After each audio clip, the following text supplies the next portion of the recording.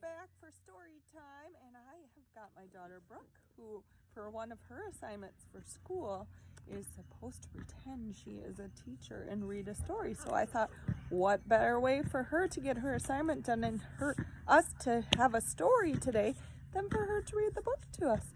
So, okay, Brooke, go ahead. The Kissing Hand by Audrey Penn, illustrated by Ruth E. Harper and Nancy M. Lee. And Brooke, who's the author? It's Audrey Penn. What's the author's job in a book? To write the story of a book, and the illustrator's job is to draw the pictures.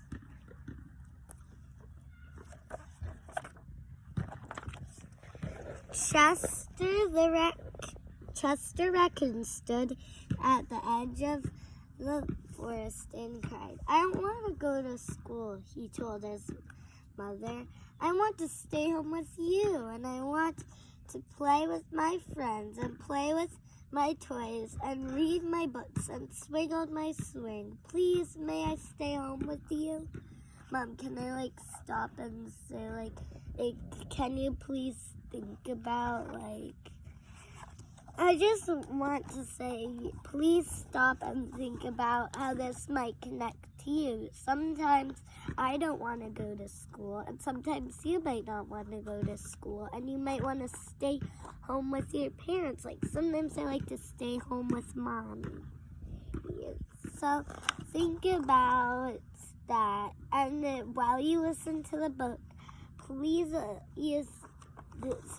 think about that next time you feel that way. Know that you can think about this book. Mrs. Raccoon took Chester by the hand and nuzzled him on the ear. "Sometimes we all have to do things we don't want to do," she told him gently, "even if they seem strange and scary at first. But you will love school once you start."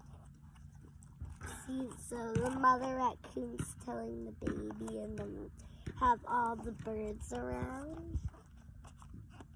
And it looks like it's all about to be autumn since there are leaves growing right there.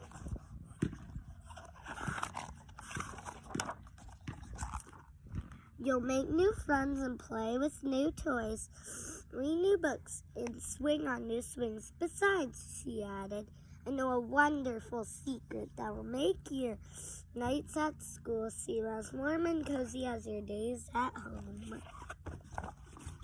Ooh, that reminds me. So you read that will make your nights at school. Because the raccoons only are awake at night. What's that fancy word? They are nocturnal. Yeah, they're nocturnal. So, and as you see, it looks like it's almost time to go to school because the sun is slowly going down. We've talked a lot about nocturnal animals at preschool.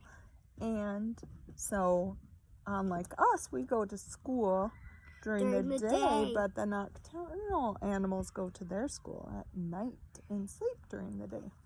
Or at home with their families during the day. I just want you to think about what would it be like if night was day for you, if you were a nocturnal animal. What animal would you be?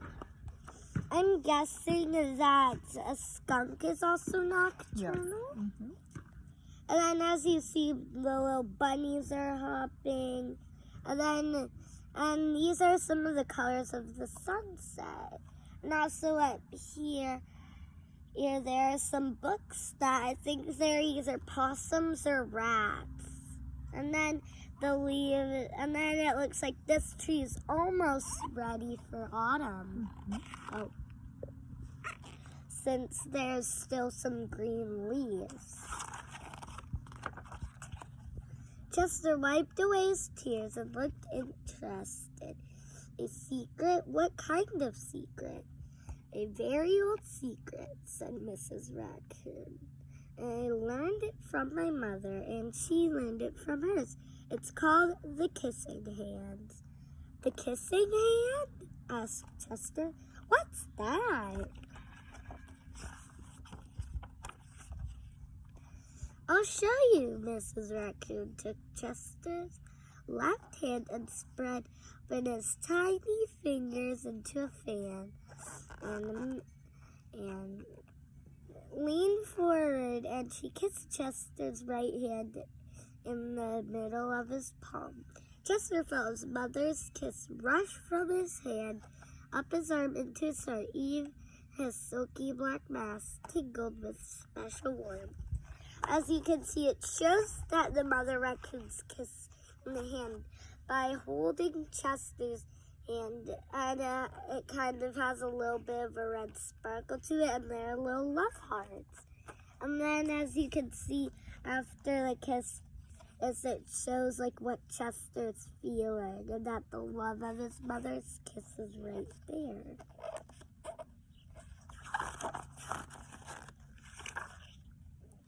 Mrs. Raccoon smiled. Now, she told Chester, whenever you feel lonely and need a little loving from home, just press the hand to your cheek and think, Mommy loves you. Mommy loves you. And that very kiss will jump to your face and fill you with toasty, warm thoughts.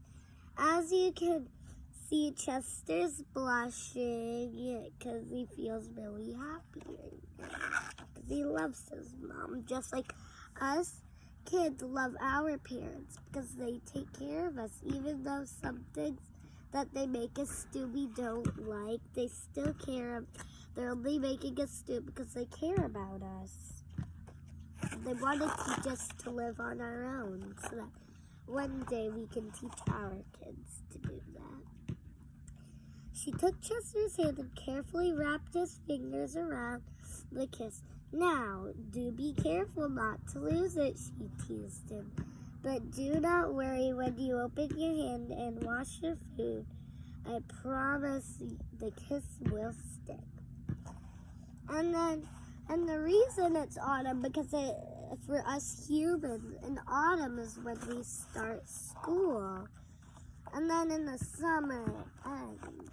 So maybe if they ever come out with like a part 2 of this, it might be in the springtime, or Chester will be teaching his own kids about the kissing hand.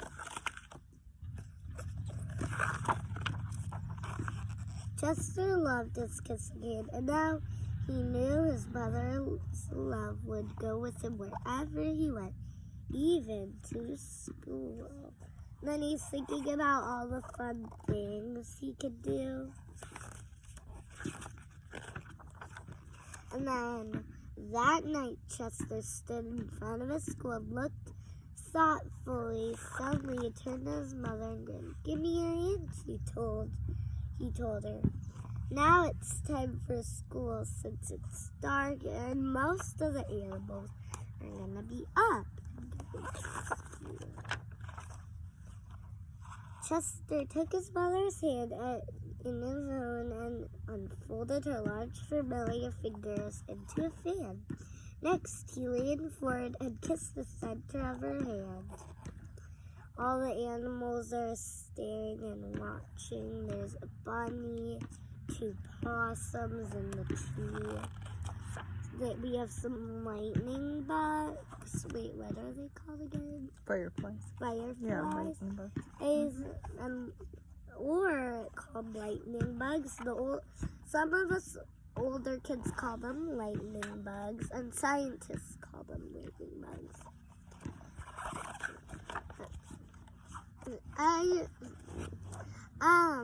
Here's the next question. Do you know why they glow up? I'll give you a minute to think about it. Should I tell them the answer to the question? The answer is so that they can find each other, and also so that they can find the girl and press the girl ladybugs so that they can mate and make more fireflies. Now you have a kissing hand too, he told her with a gentle goodbye. And I love you, Chester turned and danced away. So we're hopping to the tree, which is the school. We have some bunnies, the skunk, a fox, a baby deer, and then we have Chester, and then we have a little frog. Ooh. Mrs. Raccoon watched Chester scamper across a tree limb and enter the school. As the hoot owl rang in the new school year, she pressed her left hand to her cheek and smiled. The warmth of Chester's kiss filled her heart with special words. Chester loves you, it sang. Chester loves you. You know how we have school bells? It's like the owls, the bells. So it hoots whenever it's time to go in. And here we have the teacher owl, and then we have Chester. And then, as you can see, around them is kind of dark, and then they like glowed all the animals up to make it look like they're shining in the moonlight. The end.